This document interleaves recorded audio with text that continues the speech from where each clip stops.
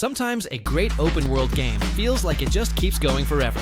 So today, we're going to sit back, relax, and talk about something pretty cool. 10 open-world games that never truly end. Starting things off at number 10 is The Planet Crafter. This is one of those games that sounds incredibly simple when you try to explain it. But once it grabs your attention, your entire evening somehow disappears. You land on a lifeless planet with almost nothing to work with, and slowly begin the process of transforming a barren rock into a thriving, living world. That concept alone is satisfying, but what really makes the game feel endless is how every upgrade leads to several new goals. You place a machine and suddenly realize your power production is too low. You fix the energy problem, then discover your storage system is completely disorganized. That chain reaction never really stops. Another thing that makes the experience special is that the world itself is carefully designed rather than randomly generated chaos. Because of that, when the planet begins to change, you actually feel those changes. Lakes appear in places that were once dry wasteland. Green plants slowly start spreading across areas that looked completely hopeless earlier.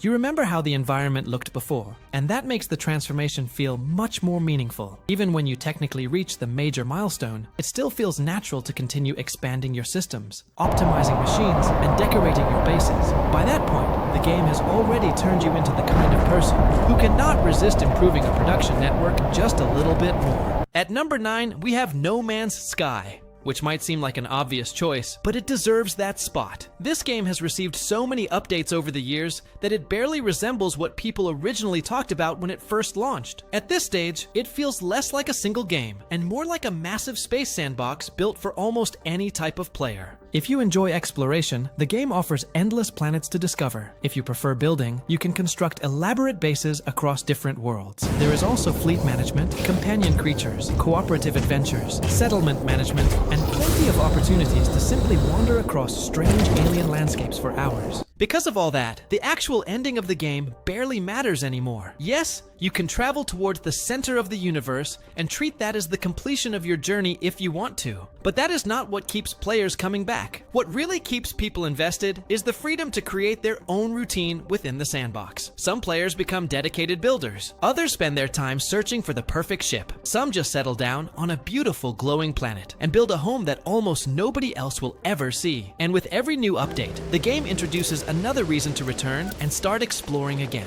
At number 8, we have Valheim, another game that can quietly consume a massive amount of your time. Part of that comes from its structure. Survival crafting games already have a natural tendency to steal entire weekends from you, because every play session creates a list of new things you want to accomplish next time. But Valheim goes a step further by layering difficulty, atmosphere, and a gorgeous procedural world on top of that formula. Instead of simply building because you enjoy it, you are building because the wilderness is dangerous. Creatures hit hard, weather can ruin your plans, and every new biome feels like entering the next chapter of a long Viking saga. Another reason players stay in Valheim for so long is the community surrounding it. Games like this thrive on mods, and Valheim has exactly the kind of dedicated player base that keeps a sandbox alive for years. Players add new mechanics, quality of life improvements, challenges, and creative twists that completely refresh the experience. So even if you have already beaten bosses and explored the world before, there is always that little voice in your head saying, you should start a new world and build something even bigger this time. At number 7, we have Mount and Blade 2. Bannerlord, a game that is less about completing a story and more about living inside a medieval sandbox until it devours your free time. The world itself remains mostly the same each time you play. The cities stay in their locations. The factions remain who they are. And the map structure does not change. But your role within that world can unfold in completely different ways every time. You might become a mercenary, working for whoever pays best. You could build a trading empire. Maybe you turn into a feared raider, or a noble commander leading armies across the continent. Or you could simply be the unfortunate warrior who challenges enemies far stronger than expected and learns some painful lessons along the way. What really gives Bannerlord its longevity is that it generates memorable stories without needing a heavily scripted narrative. Losing a battle matters because it costs soldiers money, reputation, and time. Winning a battle matters because it pushes you toward bigger risks and greater ambitions. Wars begin unexpectedly, alliances shift, and entire campaigns can spiral out of control. That kind of unpredictable drama is difficult to design artificially. and it is exactly why players keep restarting the game again and again. At number 6, we have Fallout 4. A perfect example of how Bethesda open worlds trap players for hundreds of hours. You might think you are finished after completing the main storyline, but then something small catches your attention. Maybe you explore a ruined building and discover a collectible. Maybe a settlement sends a distress signal. Before long, what was supposed to be a quick detour turns into several hours of exploration. Fallout 4 adds another layer of addiction with its settlement building system. At first, you simply repair a location because raiders keep attacking. Then you start improving defenses. After that, you want better organization, better production, and nicer layouts. Eventually, you end up running an entire network of settlements without realizing how much time has passed. Another reason the game never truly ends is the Radiant Quest system. Small objectives constantly appear, giving you new reasons to wander the wasteland. The world reacts to what you build and maintain, creating a loop that always nudges you toward another task. And when mods enter the picture, the longevity multiplies. Community projects like Massive Overhaul mods add new mechanics, stories, and systems that completely refresh the experience. The game may not be flawless, but if you enjoy tinkering in a massive post-apocalyptic sandbox, Fallout 4 has endless ways to keep you busy. At number 5, we have The Legend of Zelda: Tears of the Kingdom. Nintendo rarely creates games you simply finish and move on from. Instead, they design worlds that feel worth living in, and Tears of the Kingdom pushes that idea even further. A big reason for that is the Ultra Hand ability. That single mechanic can easily consume hours of your time. You start by building a simple glider that barely works. It crashes immediately, so you tweak it, rebuild it, and test again. Before you realize it, 2 hours have passed experimenting with strange vehicles nobody asked for. Hyrule itself is massive, with layers that include the surface, sky islands, and the dark depths below. But what truly makes the game special is how it rewards creativity instead of forcing strict objectives. Technically, you can rush directly toward the final battle if you want to, but why would you do that when you could build a flying machine, invent ridiculous contraptions, or launch yourself across the map with physics experiments? The freedom encourages players to create their own solutions and share them with the community. From absurd vehicles to clever puzzle tricks, players constantly discover new ideas. That creativity keeps the game feeling fresh long after the story is finished.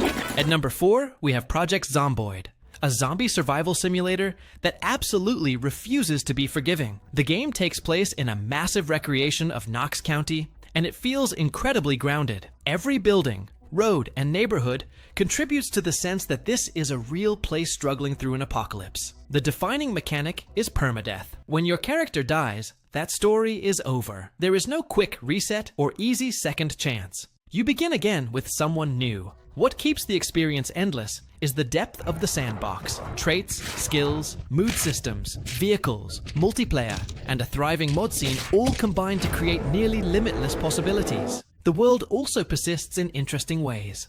If one character dies, their corpse remains in the world as a wandering zombie. When you return with a new survivor, you might eventually run into your previous character shambling around the streets. That small detail adds a strange emotional weight to the survival experience. Every run becomes a personal story filled with mistakes, lucky escapes, and occasional victories. At number 3, we have 7 Days to Die, a brutal survival game that mixes crafting, exploration, and zombie combat into one relentless loop. The world is procedurally generated, but it is filled with carefully designed locations that act like mini dungeons. Instead of empty buildings, each location hides traps, loot, and enemies that reward careful exploration. The core gameplay cycle is simple but extremely addictive. You search for resources, build a base, and prepare for the next Blood Moon event. Every 7 days, a massive zombie horde attacks. What makes these events so intense is that zombies do not simply bounce off your defenses. They tear through structures, forcing you to constantly redesign your base. Over time, your shelter evolves from a basic shack into a heavily fortified compound filled with traps, towers, and defensive systems. Whether playing alone or with friends, the pressure of preparing for the next attack creates a constant sense of urgency that keeps players coming back. At number 2, we have Satisfactory, a game that quietly destroys your sense of time. You might sit down thinking you will fix a single conveyor belt problem. 4 hours later, you are still adjusting entire production lines because one small bottleneck led to another. The entire game revolves around automation and efficiency. You gather resources, build factories, and slowly expand massive production networks that operate without direct supervision. Technically, the game does have progression milestones. You unlock new technology tiers and eventually reach the final objectives. But that moment rarely feels like the end. Instead, reaching the final upgrades simply gives you better tools to rebuild everything more efficiently. Players often tear down their early factories and replace them with massive industrial systems stretching across the map. Because the game takes place in first person, walking through your own factory feels incredibly immersive. Machines roar, conveyors move materials across enormous distances, and everything functions because you designed it. That combination of scale and optimization turns Satisfactory into a playground for people who enjoy solving complex logistical puzzles.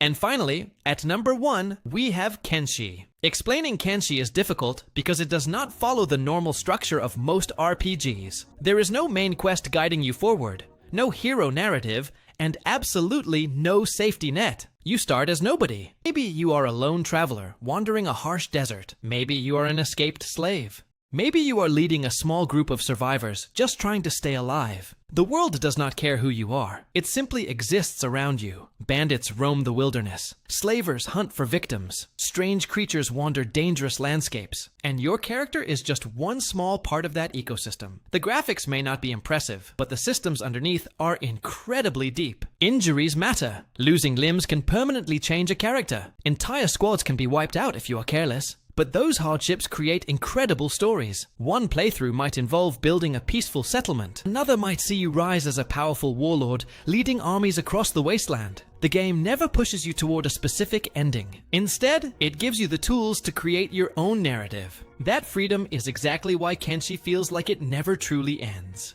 So those are 10 open world games that never really feel finished. Some of them technically have final missions or end credits, but what makes them special is how easily they pull you back in, long after those moments pass. Through mods, player creativity, sandbox systems, or deep survival mechanics, these worlds keep offering new reasons to return. And honestly, that might be the best kind of open world game. Not one that rushes you toward a final objective, but one that makes you forget there was ever a finish line in the first place. Now we want to hear from you. What open world games have kept you playing far longer than expected? Let us know down in the comments. If you enjoyed the video, leaving a like really helps the channel grow. And if you are new here, consider subscribing for more videos about gaming every single day. Thanks for watching, and we will see you next time.